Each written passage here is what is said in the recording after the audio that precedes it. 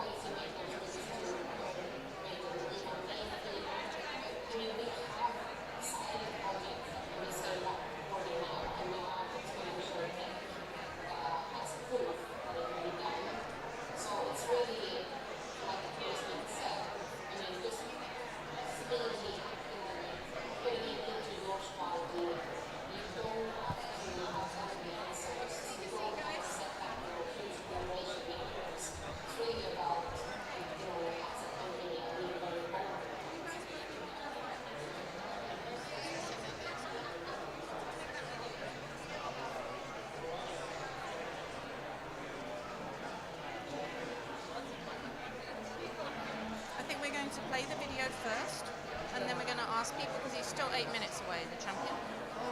So I'll welcome everybody. I'm going to introduce you and say that you're helping me to co-host today. And I'm going to, then we'll play the video and we'll ask them to talk to their neighbours about it, and then hopefully he will arrive. Okay.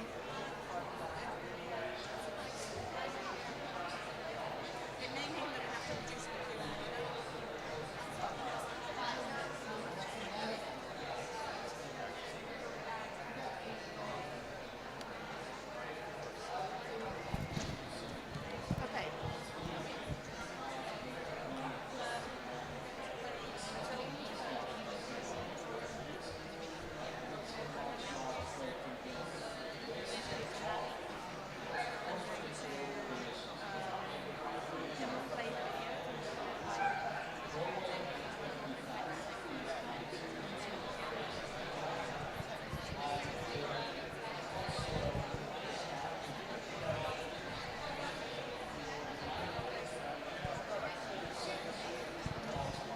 All right, folks. Thank you for being patient. Full house here today, so we're delighted to have you here with us. I think we're going to get started, and thank you for waiting. So my name is Bridget Jackson. I'm the business engagement lead at the Climate Champions team, working with the 2 high-level climate champions, and I'm delighted to be kicking us off today. I'd also like to just introduce you to our moderator for the day. Maddie, do you want to stand up or wave? So this is Maddie Carlsberg-Schaefer, who's going to be moderating you today as we go through the various segments of our session. And I want to extend a really warm welcome to all of you for coming in what is the second week of COP, to all of you in the room. You want the volume up? Or maybe I just need to speak closer to the mic. And also to everybody online. We had more than 50 people registered as of this morning already to join us, so clearly a topic that is of great interest to everyone. So hello to those who are dialing in from wherever you are around the world. So today we're going to be talking about climatic tipping points and how we might address those. I think we'll start by showing you a video. Would you like to introduce this, Maddie? Yes, absolutely. Thank you, Bridget. Firstly, thank you everyone for coming today. It's a real privilege to moderate this event on a super important topic. Unfortunately, we had a technical mishap, and we had to pre-record our conversation with our panelists this morning. Those panelists will do the Earth. Oh, right, absolutely. Okay, so before that, we've got a video for you. It's actually the first time that anyone is getting to see it for public eyes. It's by Earth HQ. They produced it, and they are the media arm and strategic communications platform of the Global Commons Alliance. They call themselves a situation room for the planet. So with that, let's give it a watch.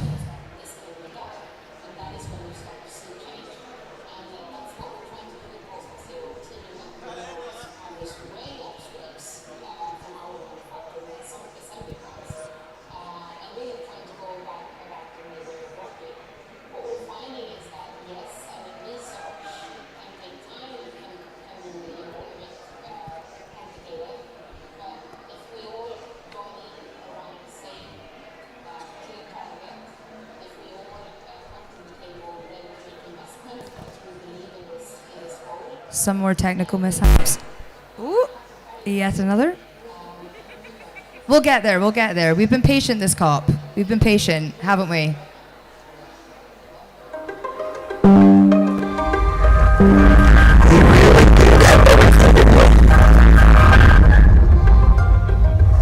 The climate emergency is all around us.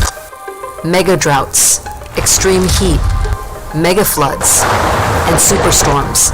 The impacts have arrived earlier than many predictions, and they have hit with far greater ferocity than anyone imagined. Rising greenhouse gases are setting off a chain of events that is changing everything. Our once stable planet is starting to look unrecognizable. Every decade we fail to act, we reduce the resilience of the systems we need for our water to drink, our food to eat, our economies, and even our happiness. Every decade we fail to act, we step closer to dangerous climate tipping points. Major changes to our planet that will affect billions of people around the world. Crossing tipping points will create huge changes that will become self-perpetuating and in many cases, irreversible. How close are we to these tipping points? Research just published provides new insights into the state of critical Earth systems at risk. At our current 1.2 degrees Celsius of global warming, we are entering the danger zone for tipping points in 5 major systems. The irreversible collapse of ice sheets in the western Antarctic and Greenland, the death of equatorial coral reefs around the world, and the abrupt thawing of permafrost in northern Canada, Alaska, and Russia. This will release more greenhouse gases into the atmosphere. It is now likely that we will reach 1.5 degrees Celsius warming by the 2030s.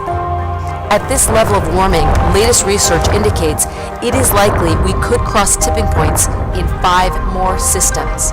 The slowing of Atlantic currents risks bringing harsh winters to Europe and causes sea levels to rise along the coast of America. The Barents Sea north of Scandinavia may become permanently ice-free, further destabilizing Europe's weather. And the total loss of alpine glaciers around the world is likely. Current policies put the world on track for a temperature rise of at least 2.6 degrees Celsius by 2100.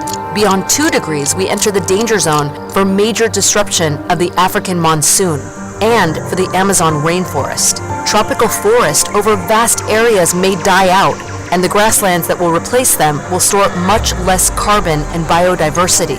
If temperatures reach this dangerous level, 1/3 of the world's population could be living with an extreme heat belt stretching around the globe. That's potentially 3 billion people. Most of the impact will be felt by the poorest and most vulnerable living in already fragile states. By failing to make large emissions reductions, we are taking astounding risks with the stability of our planet and of our societies. Climate change will continue to amplify every risk humanity already faces in a way that is even more unjust. Only by rapidly reducing greenhouse gas emissions and protecting nature can we substantially reduce risk. We can and we must do this. The lives and the well-being of billions of people depend on it.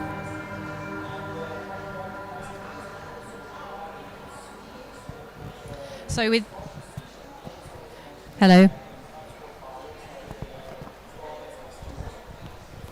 Hopefully this one is a bit better. Can you hear me okay? Very good, okay, thank you.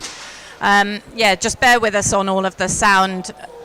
You still can't hear me, okay, so bear with us on all of the sound and the AV, but hopefully a really powerful film that brings to life some of the things that we may face.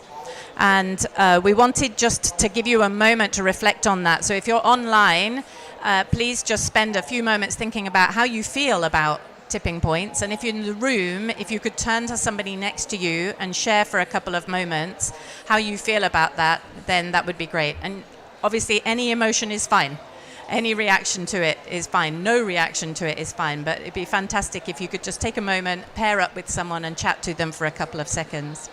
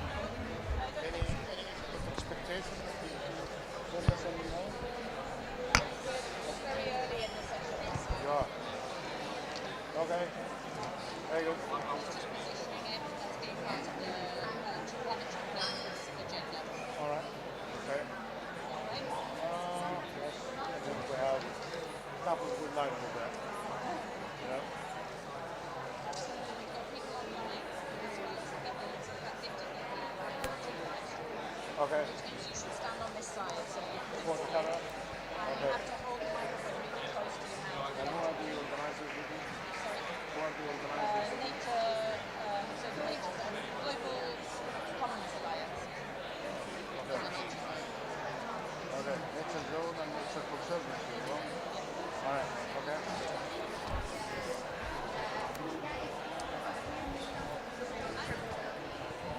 So we'll just call you back to the room if we may.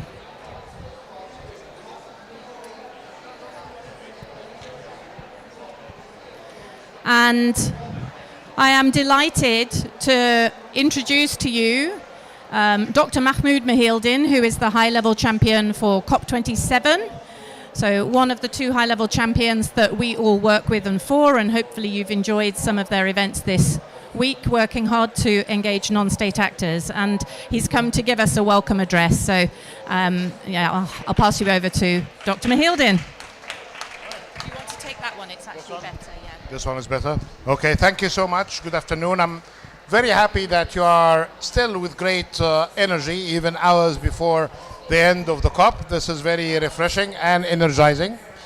And been asked to share some views on the important work. But before doing that, I'd like to thank those of you working hard in this area of work, including the Nature Zone and the Nature Conservancy, TNC, for hosting this work with the support, full support I would say, with the Climate Champions team.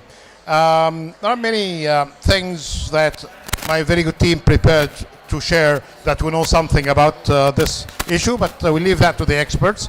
I'd like to have just a couple of areas of work on the implementation front, and perhaps building on the good work that's already happening in the finance side. So I think during the day could be useful, as I did earlier this morning, to say that nature is important. Anybody can say that. And we are harming it. Anybody can say that as well. But there are solutions that we can really be doing in terms of investment, finance, technology, and better inclusion of nature as an asset class. Asset class is being borrowed from that fantastic report by Professor Dasgupta on the economics of biodiversity. For it to be an asset class, I know that those who like nature and climate may go beyond even calling it an asset class, but that needs to be preserved, needs to have a value, it needs to be protected, and it needs to be part of any kind of policy, regulations, investment, and finance going forward. I'm happy to see some great experiments. Some of them have been with very good involvement by TNC. I'd like to congratulate the team for the work there, because it's solving two, or actually three crises with the same tool.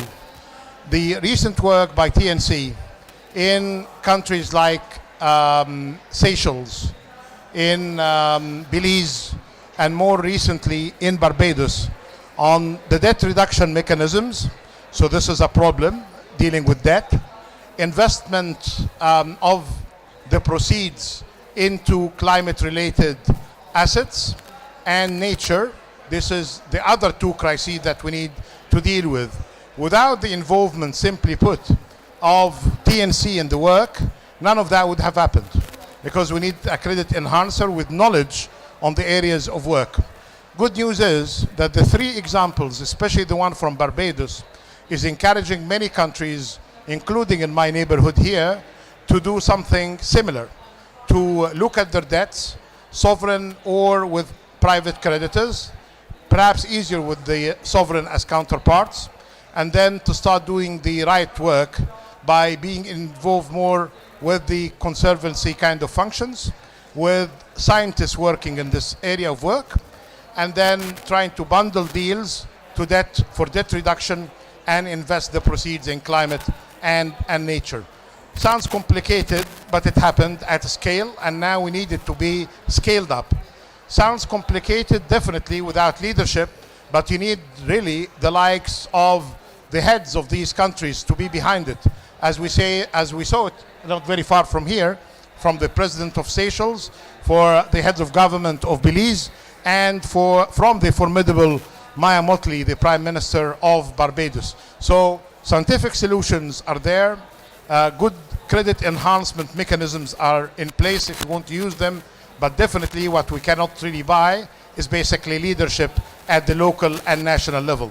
Having said that, our job, either in the race to zero or in the race to resilience, and the work on the finance, including the work by the GFANs, is to work as catalysts to support your work and to promote it further. And this is one of the functions that we can really be helpful in, but definitely our work behind the scenes in the preparation of the work would be even, I hope, more appreciated. One final thing, one of the major outcomes from Sharm el-Sheikh is the Sharm el-Sheikh adaptation agenda, full of ideas and suggestions of projects. Many of them are related to resilience, investments, and debt reductions, but that needs some serious work. This global, this is regional, and that needs to be taken as well at the national level. So one area of work here, perhaps we need to have a look at this piece on the Sharm el-Sheikh adaptation agenda, which was co-authored by the Egyptian presidency with excellent teams of experts, but with heavy involvement with our teams as well from the champions. Having said that, very grateful for this opportunity, and keep up the good work, and definitely keep up the discussions. We are here to learn from you. Thank you so much. Thank you for making time to come and speak to us. I'm going to hand back to Maddie now to talk us through the remaining parts of the session. So Maddie, come up. It's all over to you. Thank you so much, Mahmoud. So now we're going to be delving into more of the content that we saw in the Earth HQ video. More of those scientific issues on tipping points, the kinds of solutions that Mahmoud talked about that we're trying to address. So the panelists for that, unfortunately, we had to do a pre-recorded Zoom call because technology got the better of us. So that conversation took place this morning.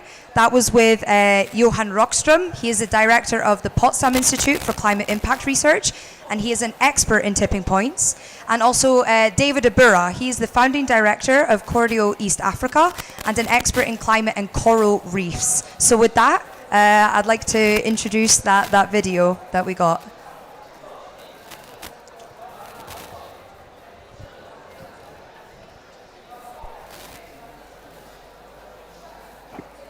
All right, well, good morning, guys. Good morning, Johan. Good morning, David. Thank you so much for making the time to join us today. We're really grateful you can make the time. So with that, I would like to get stuck in and pick your brains a little bit. First, I'd like to start with Johan. So just in a nutshell, what is a climatic tipping point and how many are there? And yeah, just in a nutshell, what are they? Yeah, so a climate tipping element fulfills two scientific criteria. Scientific criteria one is that they are proven to contribute to regulate the state of the climate system. And criteria two is that they have multiple stable states separated by tipping points. Push them too far and feedbacks change direction and they go from dampening and cooling to self-amplifying and destabilizing. And that's what makes them a tipping element. We've been scanning these through and scientifically advancing this for 20 years. They've come into the IPCC 6 assessment with a table of all the 16 climate tipping elements. And we published in September the most recent updates, scanning through and separating which ones have proven tipping points and which ones don't. And we've identified the 16 large climate tipping elements that today are proven to contribute to regulate the climate system. Okay, thank you. So you mentioned that report, and it suggested, if I'm correct, that there are early signals of destabilization, and that we're reaching 5 of those 16. What is the latest status? Could you give us a bit more information on that?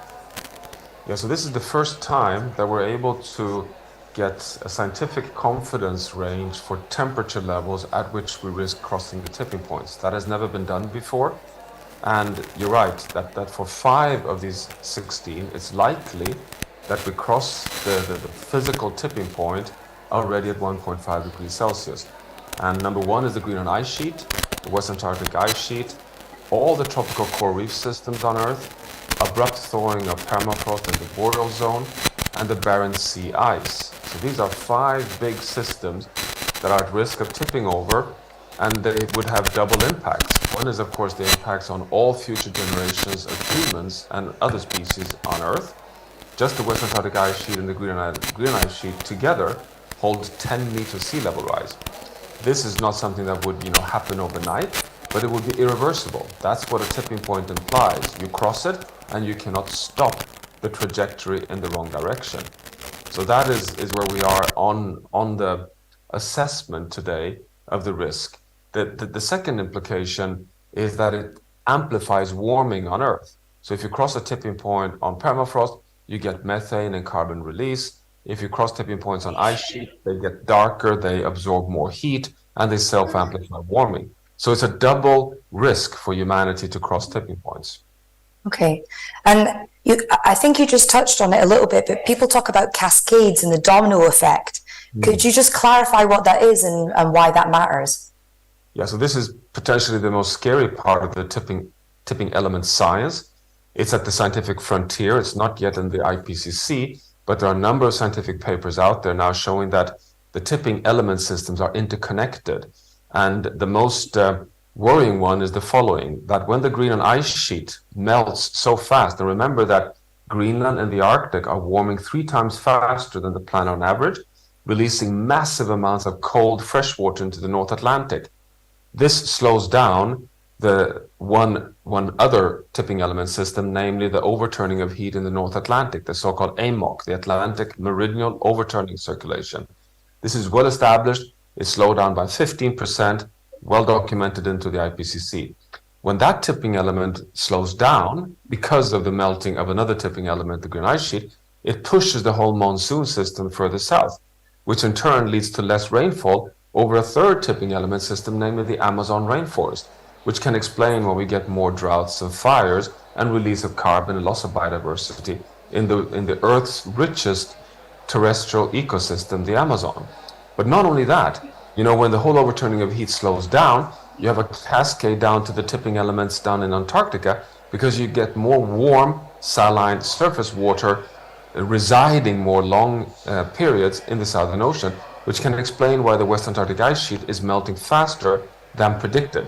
So suddenly we have a cascade between one tipping element in the Arctic, Greenland ice sheet, all the way down to Antarctica. And this, of course, leads to even more need for precaution, because these are quite unexpected, abrupt changes that can be impossible to predict exactly, but also to stop once we've crossed the tipping points. Okay, well, that sounds a little bit scary, I'm not going to lie. But Johan, you mentioned coral reefs there, and that they're a crucial element of that overall system. And with that, I want to go to David. So how are coral reefs linked to climate change? Could you just give us an explanation there? Yeah, well, thanks, Maddie. So coral reefs, one of the tipping elements that Johan mentioned. So they're perhaps the global ecosystem, they're a globally distributed ecosystem that is most vulnerable to climate change. Coral reefs exist in equatorial, shallow coastal seas, so the hottest marine zones on a planetary scale. And because of their physiology, they're really at the upper temperature tolerance levels that they can withstand. So corals are really a combination of the coral itself and then a single cell algae in the coral tissue that is really an energy pump, that captures a lot of sunlight, transforms that into energy the coral can use, and the coral uses that to build its skeleton and create these amazing ecosystems. So it's like a finely tuned race car. And now that we're turning up the dial on temperature, this race car is really coming to the edge of its tolerance, and we can't drive it at that speed this whole time. We're seeing that happening in coral reefs around the world at local levels, coral bleaching events, that happen because of warm summer temperatures. They can be localized, they can be regional, and there have been 3 global coral mass bleaching events around the world now. So we're really seeing this very familiar ecosystem. We see it on the TV. Many people live beside coral reefs. They're very charismatic ecosystems. They're also uniquely vulnerable to ocean acidification, which is one of the other climate change parameters, and low oxygen. And so we're really adding all of these global threats and global change threats on top of the local pressures that coral reefs face. And so they're really at the forefront of our awareness of what's happening with climate change around the planet. Because of their vulnerability and their immense value as well to for species and to people also. Okay, thank you, David, for that. So that paints us a bit of a dark picture, but I wanted to get to why do we need to, well, we kind of covered that, why do we need to protect and restore them, but how can we do that? What is the main way we can protect and restore? Well, so I think there are three things we have to do. So protect and restore, yes, and there's one more which I'll come to in a moment. And that protection is that, so we already think we have lost. Yeah, so Johan and I are painting a pretty dark picture about what's happening and the challenge of things to come. But I think it's important that we really understand the scale of this, of what we have to deal with, and the scale of changes that we need to really turn things around. So protection of coral reefs, we feel we've already lost about half coral reefs around the planet, which means that, loss of species, loss of many degraded areas and so on. And that will only accelerate with climate change. So we need to work out how to protect, especially those places that will have the best chance facing climate change, but also those places that sustain people, small scale fishers, tourism economies and things like that. We need to develop restoration techniques, a lot of research on that. I think you'll probably hear more about in the solutions phase of the session. But even more than that, we need to learn how to turn down the dial. We need to learn how to reduce the pressures that coral reefs are facing, because protecting and restoring won't protect reefs from climate change, from higher temperatures and from acidification. And we need to use this message of these immense, planetary scale tipping points to really learn how to avoid these tipping points, to recognize how immense they are and large they are. And we have to learn to avoid them rather than cross them and try to deal with them. So this is the crux of the problem. And what's really happening with corals is that a lot of the things we're doing now are like, if we continue with the analogy of the race car, you need to maintain your car, and you need to, there's lots of wear and tear that you deal with going along. And that's really what we're doing with our protecting and restoring. But we have to learn how to stop driving at full speed towards these tipping points, to slow down and to stop thinking we can just keep the accelerator down while we're doing a lot of other things, protecting and restoring. So really, this climate mitigation is really just essential for us to really work out how we need to do that. And that really means transforming a lot in our economic system and how we do business. Thank you so much, David. So I'd like to switch from coral to ice, and for the ice, I'll go to you, Johan. I just wanted to ask, what is the role of ice in our Earth system and its relation to tipping points? Yeah, but and just let me, Maddie, just before we go to ice, just connect the dots even further to really get David's core message ingrained here. So just to admit something important, that the tipping element science that we just talked about are the climate tipping elements, and they're assessed from a climate perspective. So we put temperature levels, how much temperature pressure do they tolerate, just as David points out. But remember the following, that if we overfish and overpollute and deforest and continue degrading ecosystems, they will tolerate even less temperature pressures. The thresholds may go down even further down. So for example, the Amazon rainforest, we assessed that a healthy rainforest, which is maintained at least at the level where it is today, can cross its tipping point at roughly 2 degrees Celsius. But as Carlos Nobres and others ecologists point out, if we continue to cut down the Amazon rainforest, we're very likely to cross the tipping point much earlier, even in temperature level. So the biodiversity and climate interactions, the race car is not driving only in high speed. We fuel it with all kinds of degrading fuels. I mean, both climate, but also overfishing, nutrient overload, and deforestation. Just to have that point made. Ice. Well, planet Earth can exist in 3 major states. I mean, either we have, as we had 50 million years ago, a hothouse Earth, the tropical planet with largely no ice sheets at all, dinosaurs on planet Earth, or you have what is often described as a snowball Earth, but it isn't a fully iced Earth, but that's a deep Earth that has kind of gone down into feedbacks that takes it into an ice state.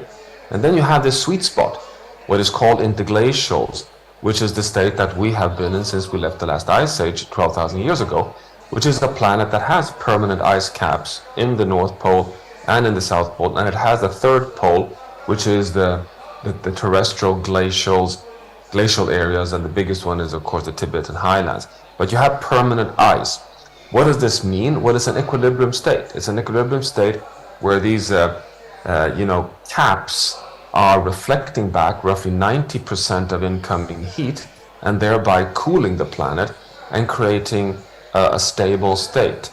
Now, this is therefore a system that we completely depend on to be able to have the planet in what we call an interglacial Holocene state, which is the only state we know for certain can support human development.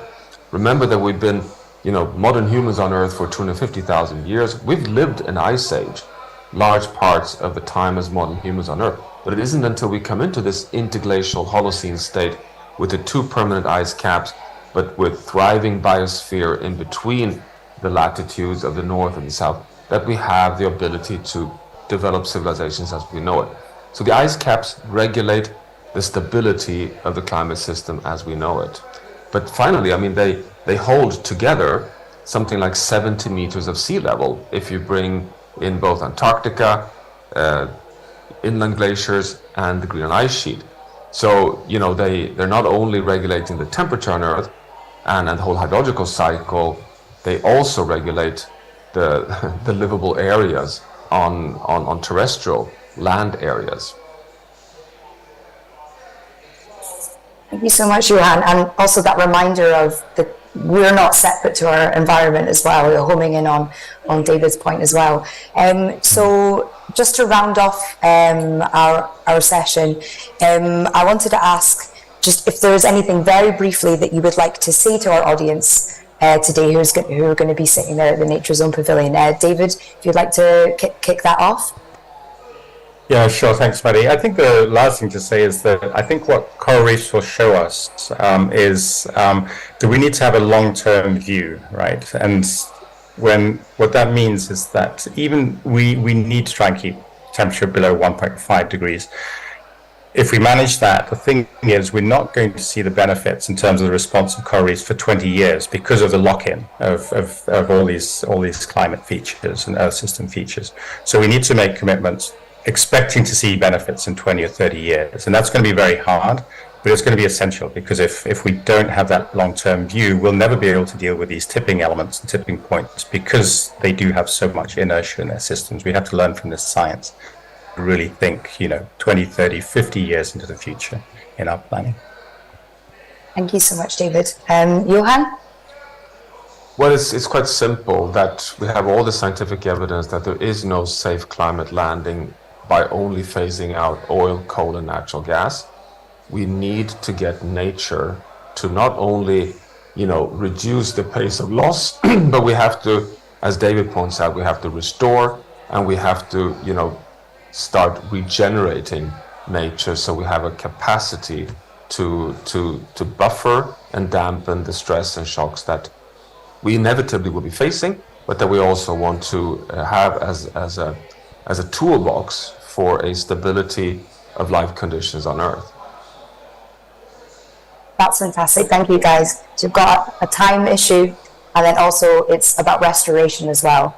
So thank you so much for that, and thank you for joining us. And yeah, that's us for today. So thank you. Thank you. All right. Yeah, so thank you so much again, Johan and David, for sharing their insights.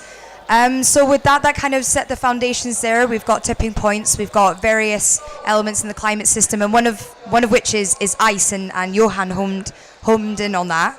And he mentioned the third pole, which is terrestrial ice.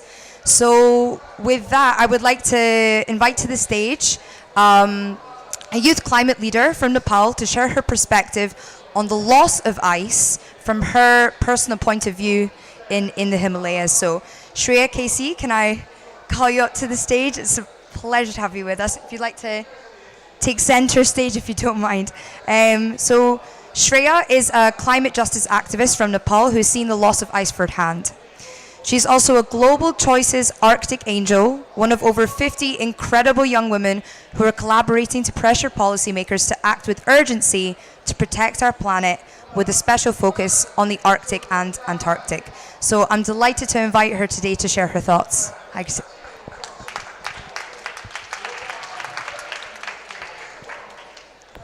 Thank you, Madeline. I hope you can hear me. I hope you can hear me. Hi, everyone. Namaste. That is how we greet in Nepali. Let the light inside me. The light inside me honors the light inside you. So, namaste once again. My name is Shreya Kesi. So, as you can see, I am from Nepal. Our country rich in natural resources, amazing landscapes, majestic mountains. My hometown in Solukhumbu, it lies in the laps of Himalayas, and it's also home to Mount Everest, Sagarmatha, which means goddess of sky. Nepal is home to eight of the world's tallest peak, and mountains are not just a source of water for us, but it's also a integral part of our identity, and it makes us who we are as Nepali people.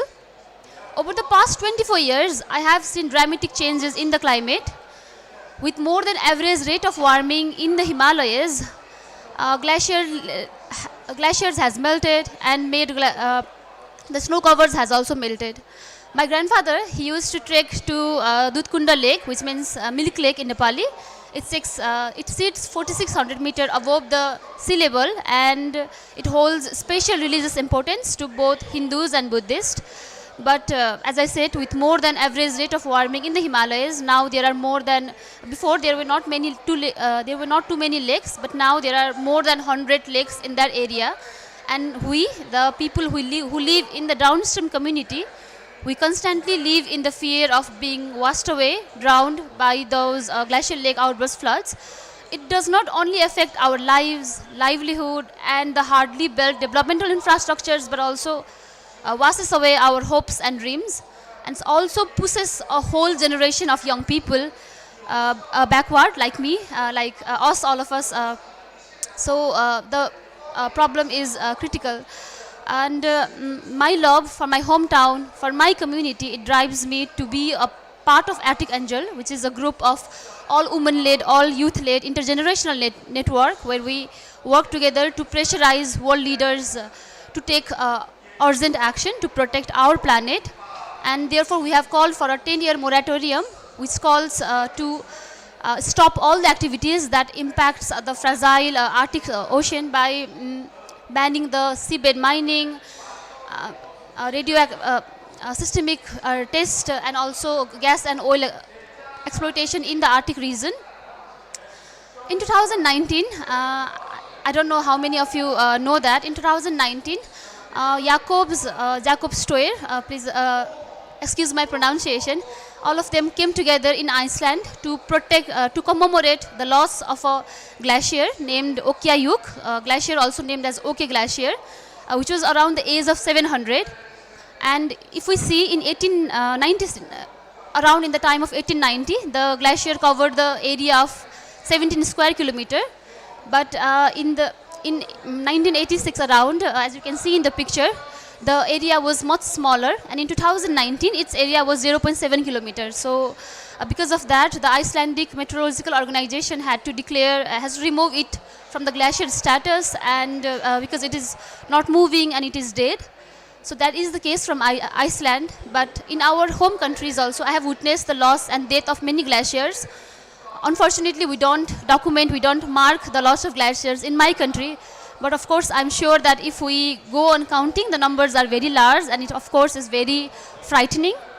So I would like to invite all of you who is listening to me in this room through virtually to take this moment to reflect on the losses, on this passing, and honor all the natural places that we are losing every day, every single moment of the day, as I speak right now here.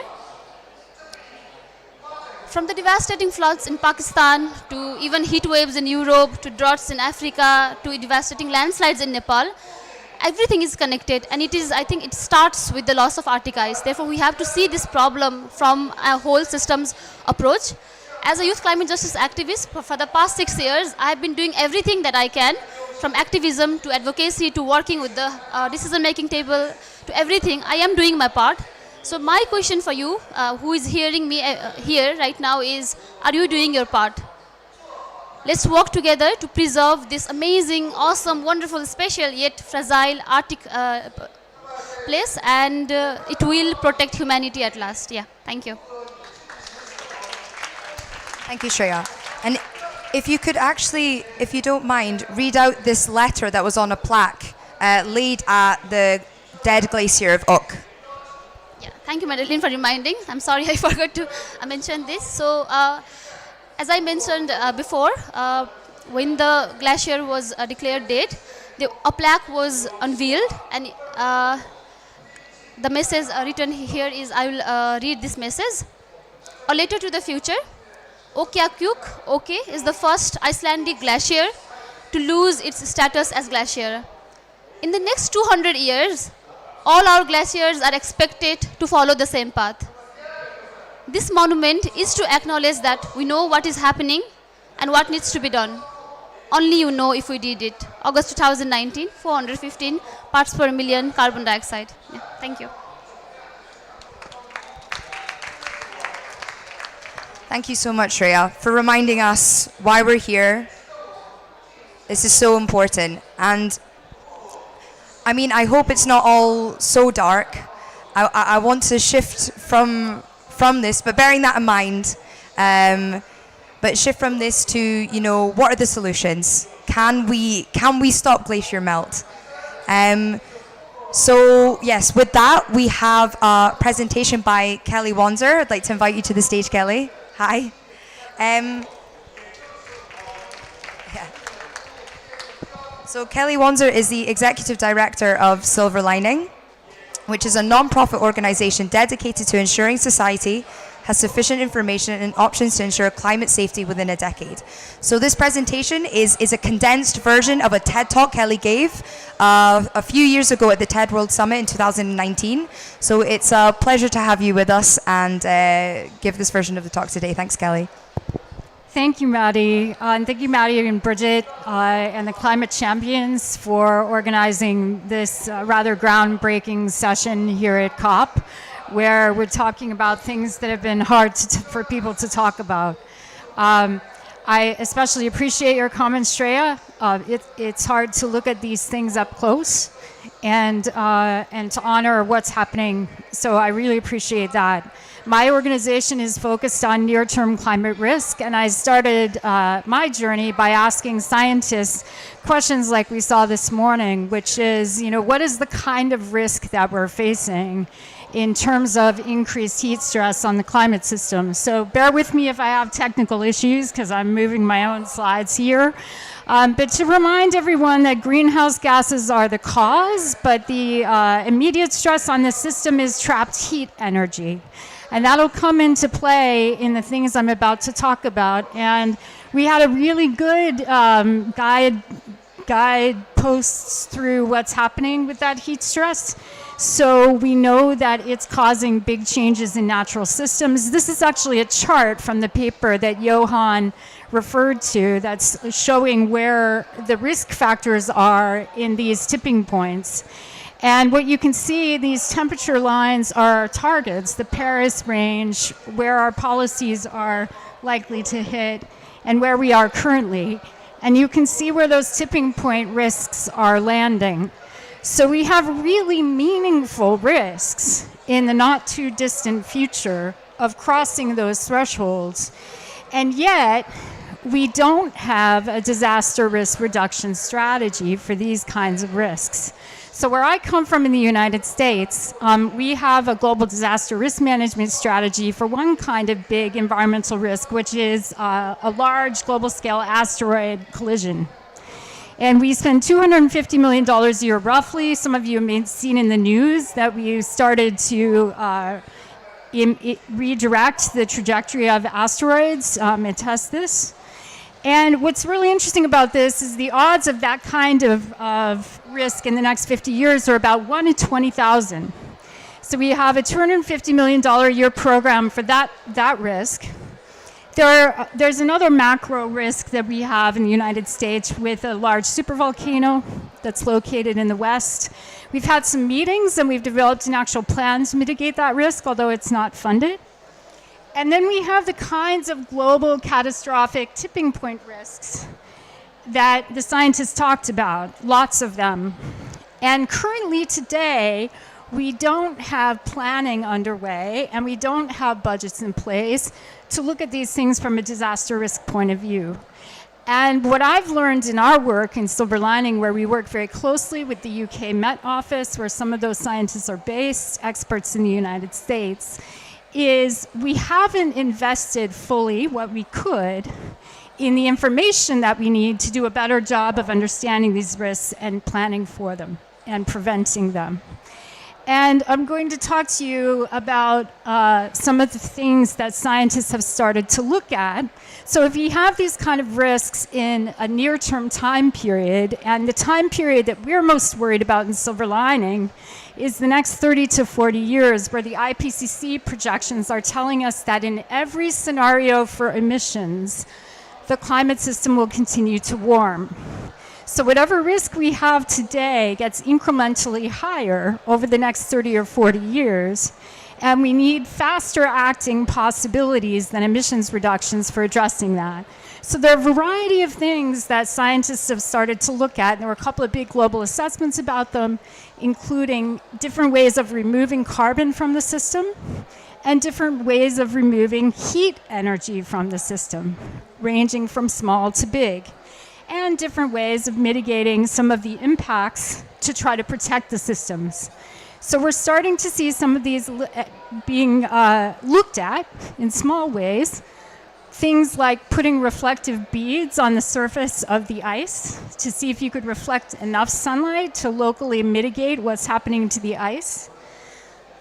Like growing resilient coral, even genetically engineering coral to see if the coral reefs could be protected that way. But the problem that we have, and David referred to it when he was talking about corals, is a problem of scale. So people have started, Australia has a big program to try to protect the Great Barrier Reef, which you see here, and you see the different states, this sort of alarm state where you have dead reef already, you have at-risk state, and some healthy coral. But in that program, they're trying a variety of different things to see if they can save the Great Barrier Reef. But the Great Barrier Reef, in size terms, you can think about it as roughly comparable to the Rocky Mountain Range in the United States. It's huge. So the question is, what kinds of things do we have that might deal with the scale of these kinds of tipping problems in the time period that we have? So if the time period we're concerned about is the next 30 or 40 years, after which, hopefully, our emissions reductions are bringing down emissions and we're on the right trajectory, what do we have besides reducing emissions, possibly removing CO2, that could act quickly on the climate system to reduce heat if we needed to prevent some of these kinds of effects? And so scientists in the UK and the US asked these questions in their academies, and they did assessments of what the possibilities were.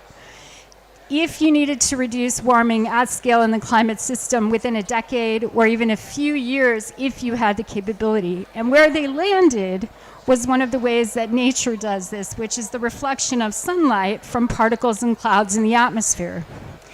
This is a simulation from NASA of that effect. And what scientists have said is by increasing the reflection of sunlight from the atmosphere globally about 1%, that you could offset maybe 2 degrees of warming. And so they've looked at this question more closely. And one of the reasons that they think that is because they've observed this in nature. This is a picture of a cloud bank off the Pacific Northwest coast. The streaks you see in the clouds are produced by particles coming from the emissions of ships. And one of the things that scientists have observed is that the particulates and emissions, the things that we don't like, the dirty particulates, actually have an effect that causes the atmosphere to reflect slightly more sunlight. It does that directly, like the haze you see over polluted cities, and it does it indirectly by intermixing with clouds in ways that make them slightly brighter. This is a chart from the IPCC. Every year they have a chart like this that shows the warming effects of our emissions and some cooling effects, which you see here in blue.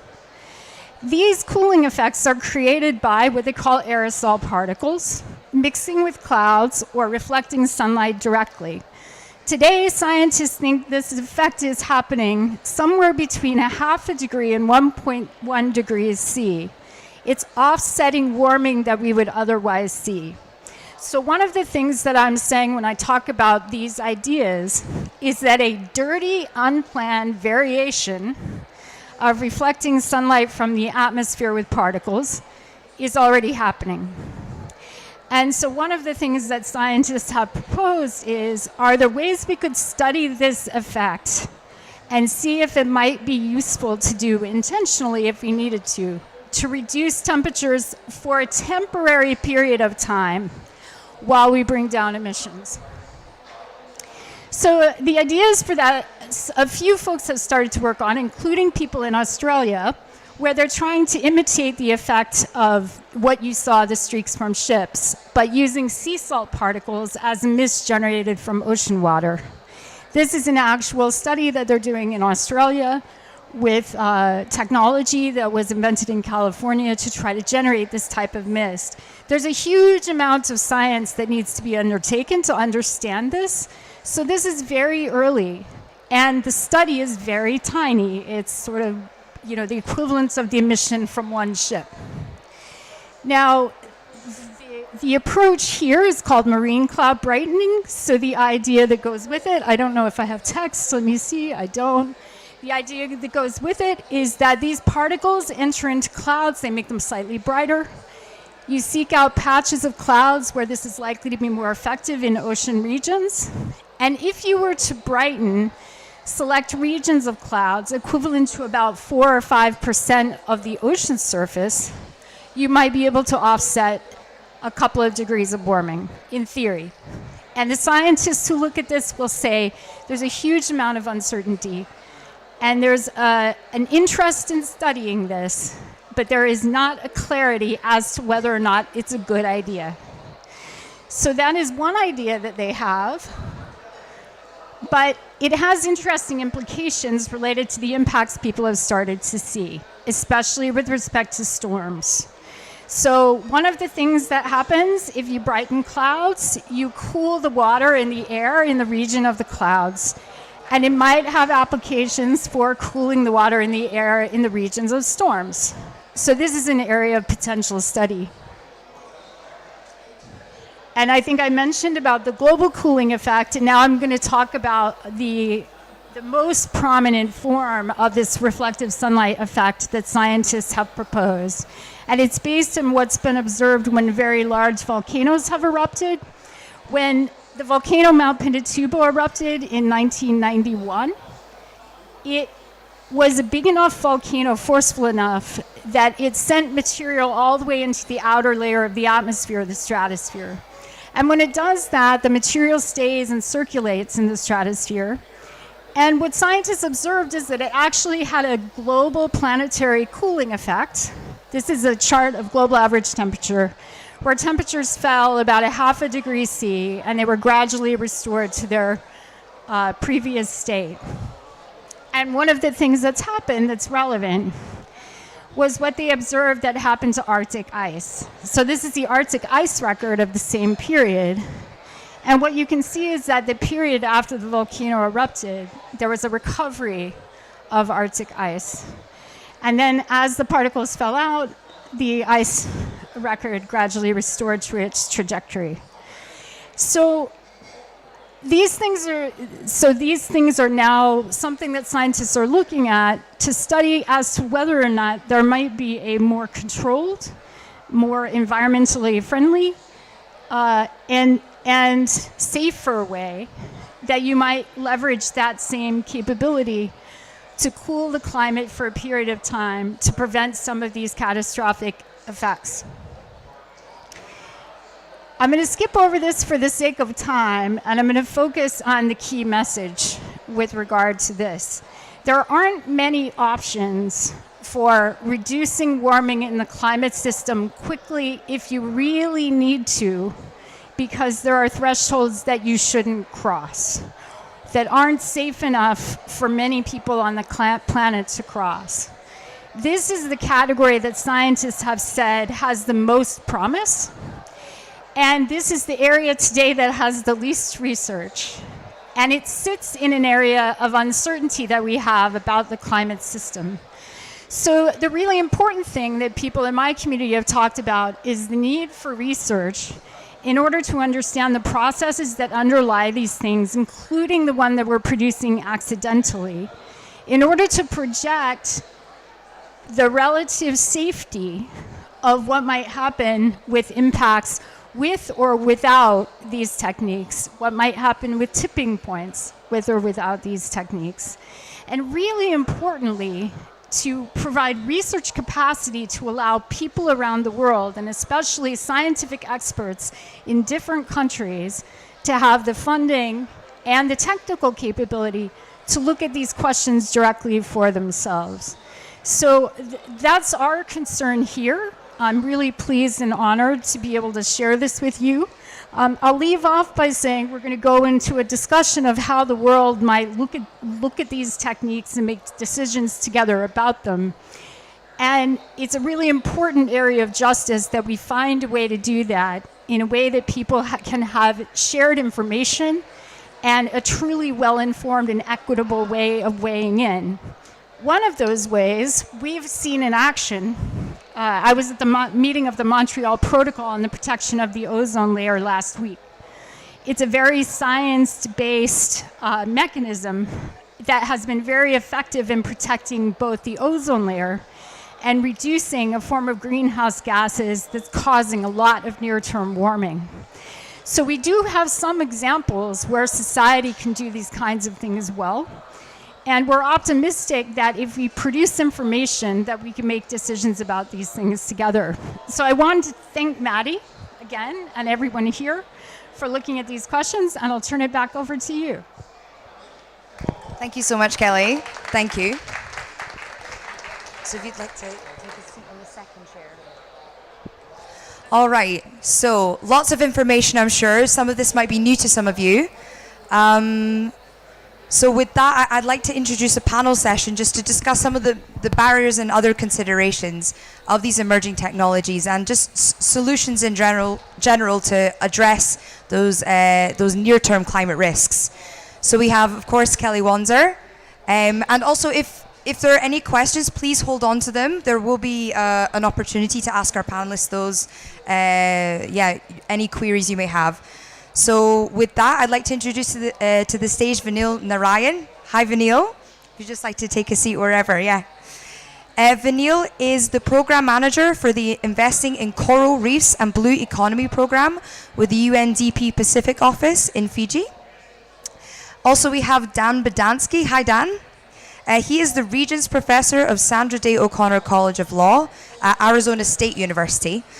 He's a lawyer by background, and he has worked on ethics and governance for climate action and interventions, such as sunlight reflection, for many years. And also we have Richard Betts. Hi, Richard. He is the head of climate impacts research at the Met Office Hadley Centre in the UK and a professor at the University of Exeter. He was actually also a lead author in the 6th assessment report of the Intergovernmental Panel on Climate Change, IPCC. He also led the technical report for the UK's 3rd National Climate Change Risk Assessment. So, hello, thank you for joining us. So, to kick off this panel, we'll be going to coral reefs in Fiji. So, Vanil, you live in the Pacific Islands and have seen firsthand the degradation of the coral reefs that David talked about. And now you run a program that works with local communities to reduce the degradation to restore the reefs. This is through coral farming and coral gene banking. We actually have a video of one of these projects. It's called ADE. It's 1 minute long. Can we play that video first? Thanks. Sorry guys, don't worry about shifting. There's been a bit too much movement already. We have had a major coral bleaching in 2000 in which 60 to 80% of the corals died. Coral reefs around the world are really in peril right now. I think that's acknowledged by every coral reef scientist, all of us who have been around for decades. We need more corals. We need more coral farms. We need more coral restoration to help restore our coral reefs. Project is one good example where we have the knowledge and experience, many years of experience of culturing and raising corals and repopulating reefs.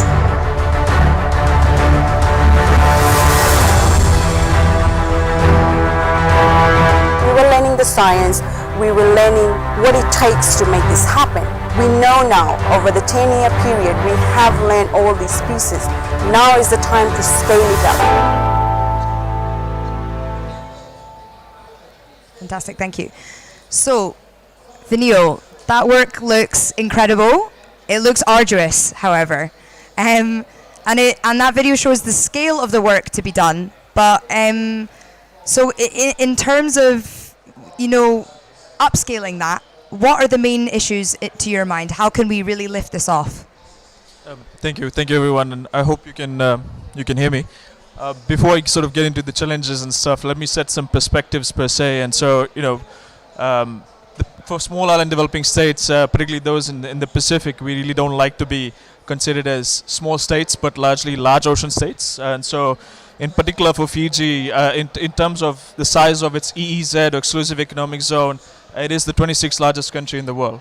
And it's home to, well, supposedly 3.52% of the world's coral reef population. And we are home to 65,000 hectares of mangroves, and close to around 71% of our population live within 5 kilometers of the coastline. So oceans and coral reefs and marine biodiversity is an intrinsic part of everyday life. And so what are the challenges? Before the event began, at the very beginning, we sort of were asked to get into a hurdle and talk about how we felt about that video. And I was in a little hurdle, and we were talking about, all these calamities that are there, but there's solutions as well. There are piecemeal solutions that are there, but we are facing challenges in terms of scaling up. So in Fiji particularly, one of the key things that we're working on is, as you would have briefly seen in the video, is looking at coral reef planting. And transplanting as well, and also coral gene banking solutions in collaboration with what we call coastal tourism operators. And so our project that I'm managing does that and more. So in particular, we're working with, using public-private partnership solutions with private sector operators to help manage marine protected areas to ensure that marine biodiversity remains pristine and protected, and as well as looking at key drivers of coral reef degradation, which is looking at things like waste management and waste management solutions. So we're working on things like developing Fiji's first ever sanitary landfill that will negate open dump sites that are located next to coastal zones and cause many issues. But the issue is that there are small piecemeal solutions that are struggling to find finance and access to finance to be able to scale up. And so if you are a startup and if you are a conservation business, you really don't generate cash positive returns from the outset. And to be able to attract financing, it's extremely difficult from the local sort of landscape, because unless and until you're generating cash positive returns, the banks or local financial institutions won't even blink an eye at you. And so the idea and the intention, at least to the project that I'm managing with the Global Fund for Coral Reef and the Joint SG Fund, is to be able to give upfront catalytic financing to these transformative, promising solutions that are being run by locals, that are being run by people who face everyday challenges in terms of managing coral reef systems and biodiversity issues, and are basically in the front lines of climate change and basically experiencing all these tipping points. So the idea and the intention is to be able to, negate that challenge by providing upfront catalytic financing, but at the same time providing network connections and support to be able to scale up solutions not only in localized spaces, in piecemeal spaces in Fiji, but also in the region, and also sort of across other jurisdictions in the Caribbean, in the Mediterranean, and other spaces as well. So the challenge is access to finance, access to scalable solutions, and to be able to really market these solutions at a, to be able to help them scale up, to be able to help them to become transformative rather than being piecemeal solutions that are making impact but not at the scale at which it's enough to respond to these tipping points that we were sort of discussing. So those are the challenges. I hope I've sort of explained that a little bit. Thanks. Thank you, Vinil. I'm just wondering, in a nutshell, how can we catalyze those flows of finance? Sure, thanks. So what's important is to be able to understand how these projects sort of evolve, right? So you've got your ideas and great idea concepts that you have on paper, and then you have your pilot scale or pilot phase, and then you have your scale up phase. And so sort of the valley of death that is there is from your ideation all the way to your pilot scale, where you generate sort of proof of concepts that attract investors. And so there's no support from the ideation to the pilot stage. And so what we plan to do, what we do through our project, is to be able to help those transformative initiatives that I was talking to you about, to be able to access that catalytic financing, to be able to bridge that valley of death, to be able to cross that valley of death. So from ideation to what we call piloting and proof of concept, or POC, and then to be able to use that to develop bankable solutions, financing models, as well as pair biodiversity conservation with bankable revenue generation. So the idea is to be able to create business models for conservation activities. Adaptation and resilience is not financially sexy. Mitigation is, right? So if you were to choose between, let's be honest, if you were to choose between coastal protection or coastal conservation and building a solar farm, investors, if you are a genuine investor, you would straight away go for the solar farm because it has immediate genuine rate of returns, as opposed to, say, an adaptation-centric resilience project, which would basically be seen as a social sort of responsibility or conservation responsibility. So the idea is to be able to bring out the financial business case behind conservation, protection, and also to be able to protect coral reefs as well. So we're working with coastal operators, tourism operators, etc., to be able to link business case solutions to conservation activities. And as was said by the climate champion, that you need to be able to create an asset class. So you need to be able to attribute a value to your marine conservation activities, and to be able to create an asset class that can eventually generate revenue and to be able to generate investments. So that's what we're doing. I hope that was a little clear. No, that was fantastic. Thank you so much, Vinil. I'd just like to move from these perhaps smaller scale climate repair initiatives towards the more kind of globally covered issues that we've talked about today. And with that, Dan, I do have some questions for you. So you have been thinking about climate interventions, such as sunlight reflection that Kelly talked about, for quite some time now. And in your work, you often describe two safeties. So very briefly, could you just tell us a bit about them and why they're relevant to this conversation? Well, thanks, Maddie. So I've been working on climate intervention issues for a long time. And one of the things that's frustrating is I think there's a huge focus on the safety of climate interventions, and it's viewed in a vacuum. The safety of climate interventions is extremely important. We need to do a lot more research to understand what safety issues are raised by climate interventions, what types of interventions would be safest. But I think we also have to consider the other safety, which is the safety of the climate system and the potential benefits that climate interventions could provide in enhancing the safety of the climate system. We've been hearing a lot about tipping points, all of the potential risks from climate change, the potential for cascading effects. These are very scary, and we need to be thinking, in addition to the safety of climate interventions themselves, how climate interventions would enhance, potentially, the safety of the climate system. Okay, thank you. So you kind of touched on it, but some people have concerns about climate intervention. But to your mind, also briefly, I'm afraid we're short for time today. What are the top 2 to 3 governance issues that need to be considered? Well, thanks. So governance is discussed a lot in relation to climate interventions, and I think it's discussed in a very undifferentiated way. And I think we need to distinguish the governance issues raised by solar radiation management, reflecting sunlight, versus carbon dioxide removal. They raise different issues. We need to think about the issues raised by research on climate interventions versus actually using climate interventions. And again, they raise very different issues. So I think we need to think about the governance issues in a much more nuanced way. But if you had to say the two main issues, I think. So the first is, I think there's been a huge, too much focus on international governance of climate interventions. And I think that's going to be very difficult to achieve. It's going to be very slow. I think the more immediate task is to develop national governance of climate interventions. There currently aren't a lot of national governance in place to address research on climate interventions. And I think that's one of the barriers to engaging in climate intervention research, is there's not a structure in place already. So I think there's an urgent need to try to develop national governance approaches to try to facilitate research. The second issue is, if we think about international governance, what's the role of international governance?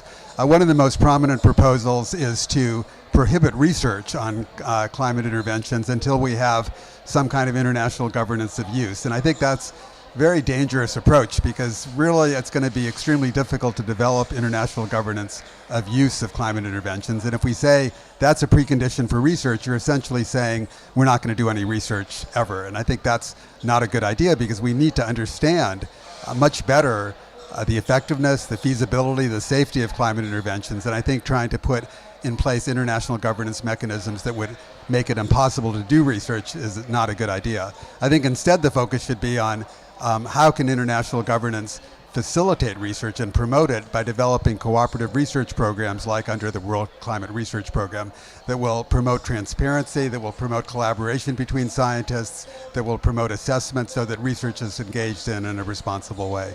Okay. Thank you so much, Dan. So we've heard that governance for research and governance more generally are two separate issues, but I'd like to go towards that research aspect, and to Kelly, I go to you. But where is that line between research and deployment? Some people would say that research is deployment.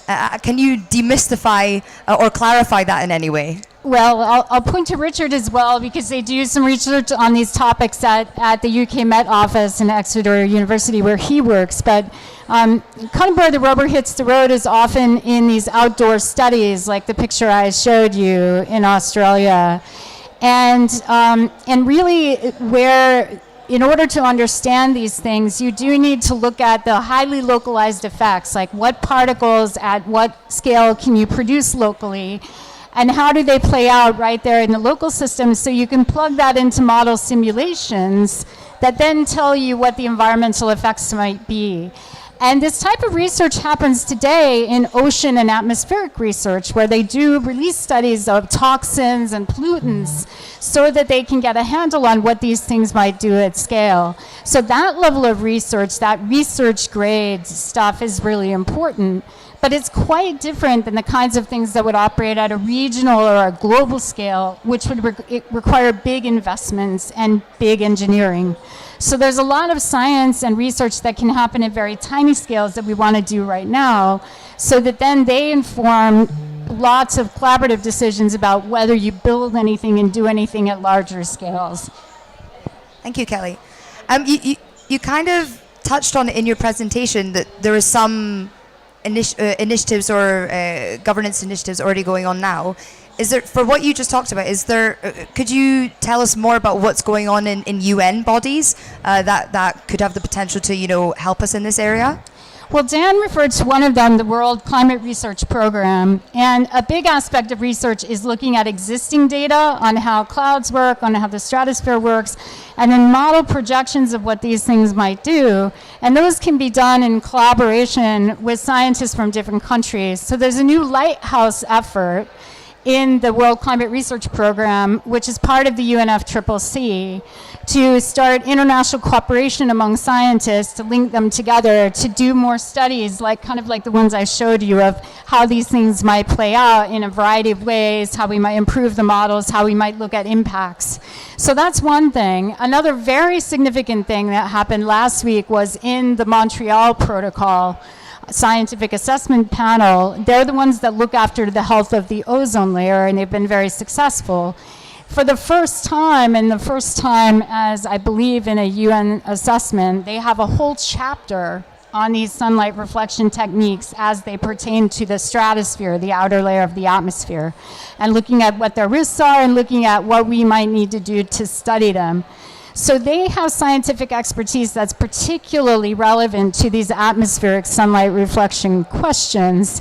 And they're very effective at linking the science with the dialogue with their national policymakers and delegates. So those are two areas that are pretty exciting, in addition to the recent IPCC report, which Richard was very instrumental on coverage of these topics. Maybe I can give him 30 seconds to talk about that. Yeah, thank you. So these topics have now found their way into the IPCC report. Both the key topics we've heard about in this session already are on climate system tipping points and on interventions in the climate system. There's still a lot we don't know about both of these, but a lot that we do know, and that is now starting to be covered in these reports. But as has been discussed already, we need to do a lot more research on both to really narrow these uncertainties, so we know what is happening with the climate system and what we can do about it to reduce the impacts. Yeah. So Richard, with that, actually, like, from your point of view, why should we consider climate intervention if we hope to or intend to potentially never use them? Well, we certainly need the research and the understanding. I don't see why we would choose not to understand some of the options that we may have to deploy in the future. Obviously, the priority is to reduce global emissions of greenhouse gases urgently, and that's beyond question. It's also a priority to adapt to the climate change that is already happening. As we saw in the video to start with, changes are already happening and changes are already underway. We need to be adapting to those.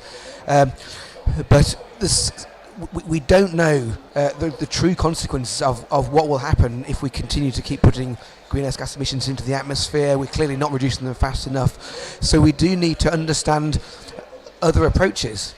This research is really important. I think it's probably fair to say most people would say if we could just reduce emissions, fine. We probably don't want to have to be doing other interventions, but if it comes to it, we need to understand how effective they will be, how they will interact with other things going into the climate system. So I think the research is absolutely critical. Yeah. Thank you, Richard. With that, I'd like to open it up to the audience. If you had any questions, we've got a line of experts and leaders in this field, so please, hands up. Yes, Hi. thank you. Hi. My name is Hasna Modul. I am an IUCN counselor, and very pleased to be here, and thanks everyone. This is an ongoing process. We don't have permanent solutions. We are just going through indicators only. Now, with a solution, we have already discussed, nature-based solutions will have positive effect. If not, it will be slow, but it will be definitely more positive than other interventions. And also, certain areas cannot be, for example, coral reef you cannot regenerate, mangrove you cannot. You can have a mono forest, mono mangrove, you can have a mono coral, but you cannot replicate the real useful ancient forests or coral reefs.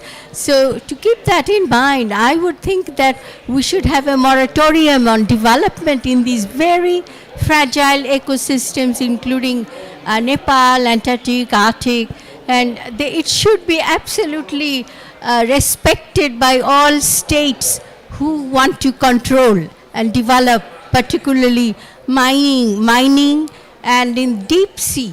So that there we can make a start. Stop pollution, stop human intervention immediately. Thank you. Thank you.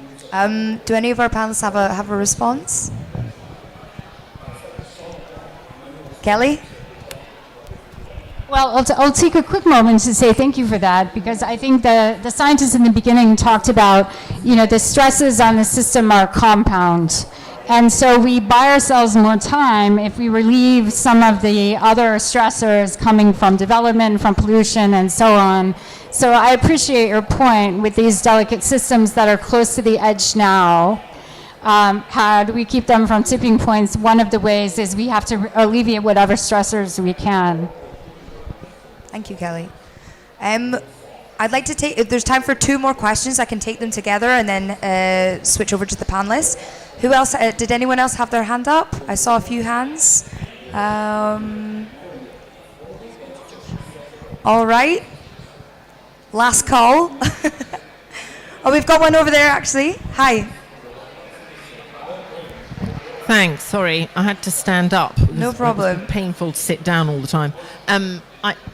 I thought this was really excellent and thought-provoking, but I'm still struggling to answer the question, which was something I think you said and David Obura, which was we've dealt quite a lot with the question of finance and policy, but there's still this question of scale.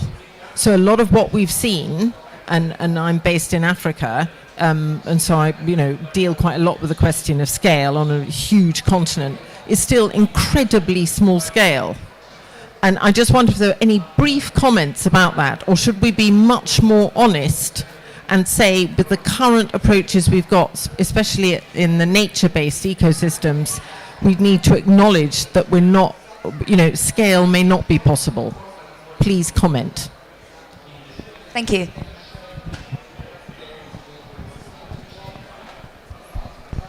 Well, I'd say this is one argument in trying to understand all the possible options. We don't know which ones can be scaled up effectively. As Kelly showed, there's many things that are being studied at the moment.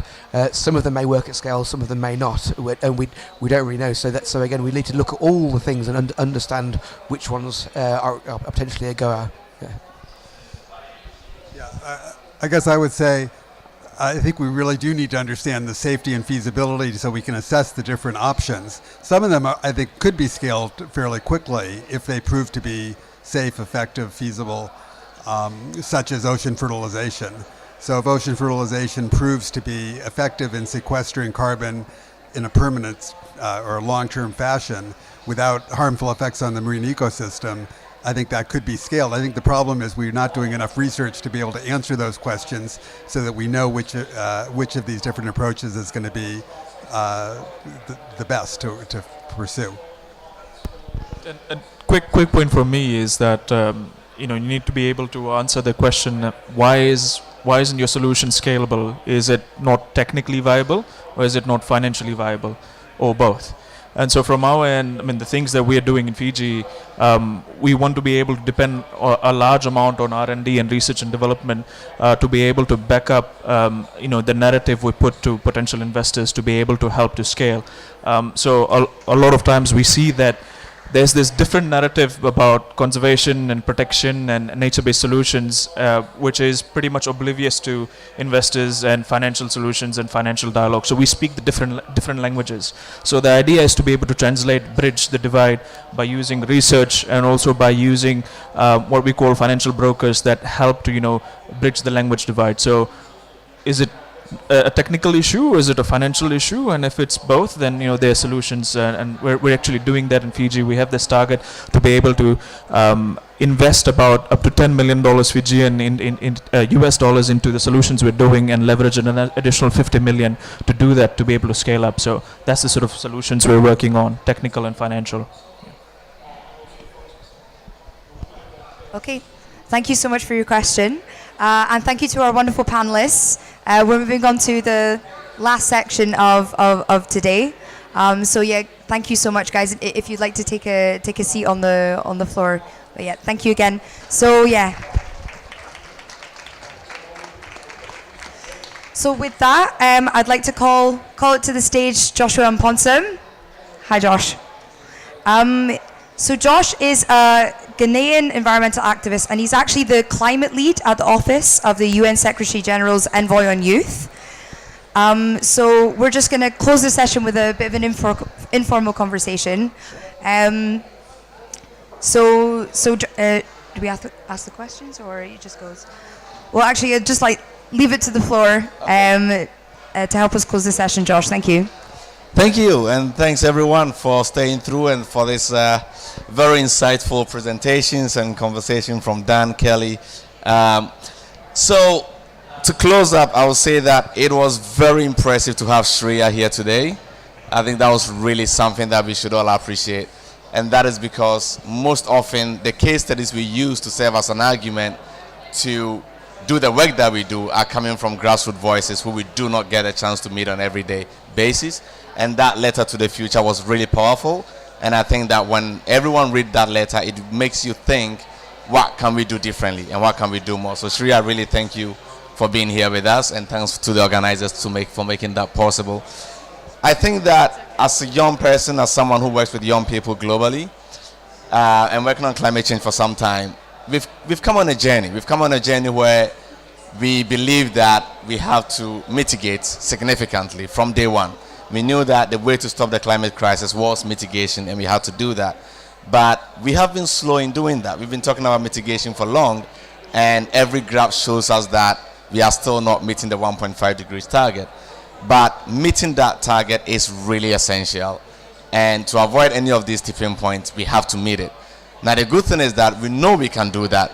And the first question that we did as part of this panel, of this event, was talking to each other about the video we first watched. And when I looked at you and we had that conversation, he asked me, what is my feeling? I said, it looks like we are being absolutely very stupid.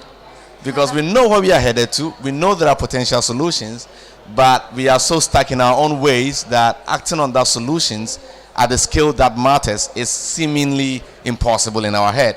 So we have to keep talking about it, we have to keep debating about what we need to do, rather than actually doing it. So we know that 1.5 is possible, but 1.5 is not achievable without carbon removal. We have to do that. So it's about time we move away from the debate on whether to do it or not and start really thinking about how to do it and how to do it safe and how to do it well. And on that context, I will close up with two things. A, research. And I completely agree with you, Dan. We cannot do this, and the question about scale, we cannot scale something we do not fully understand. So we really need to invest significantly in research to fully understand the scope to be able to do that. So Kelly, that is an important work that Silver Lining is doing with publications and research around this to really advise and give us the guidance on this. The second part is, if we are going to do this, which we must do, the second part is the most important one to my heart, which is equity and justice around any intervention that is needed. And that is to say that the access to knowledge on this topic is currently very heavily in the global north. And if we keep going on that trajectory, it will be very impossible to have experts in the south that can advise their government, that can work together with their countries to be able to move this on a global scale. And we do not want this to be an opportunity for colonization, again, when it comes to climate solutions. It has to be a fair, equitable process that every country, every government, and significantly for those who are really on the front lines, have access to the research, the skills, the technology, and the knowledge to really help us advance on this. So wherever you find yourself, let's move away from the debate on whether to do it or not. Let's advocate for increasing research, but also increasing accessibility and equity on the knowledge on climate intervention so we can really move ahead. And if you find a high school student who want to build a career in this, you can really point them to a university close to them where they can advance their skills on this and not have to be left to the mercy of having to get a scholarship to study somewhere in the global north and might not even get a chance to do that. So hopefully we can all join in that advocacy. Thanks for having me, and thanks for a great session. Thank you so much, Josh. So to sum up, research, equity, and justice with everything that we've just talked about, and keeping 1.5 alive as well. And with that, I'd like to hand back to our wonderful MC, Bridget Jackson. Thank you, Maddie. And literally in 30 seconds, I just want to say thanks for sticking with us. There's still a lot of people here. I know we've run over a bit, and we changed the format a little bit in order to catch up. But important topic. Really appreciate all of the comments and the good questions. Thank you to all of our speakers. Thank you to our moderator. Thank you to the Nature Zone for joining us. We would love to hear from you what you would like to say to the future. And so if you have access to Google, you can go to this link here and choose a page and write your own letter to the future, and we will collate those and use them as feedback for our program for next year. Or if you can't get access to Google, then this is my email. So I look forward to hearing from some of you perhaps with your own letter to the future and the future that we want to create together. Thank you to everyone, and also to those online for sticking with us.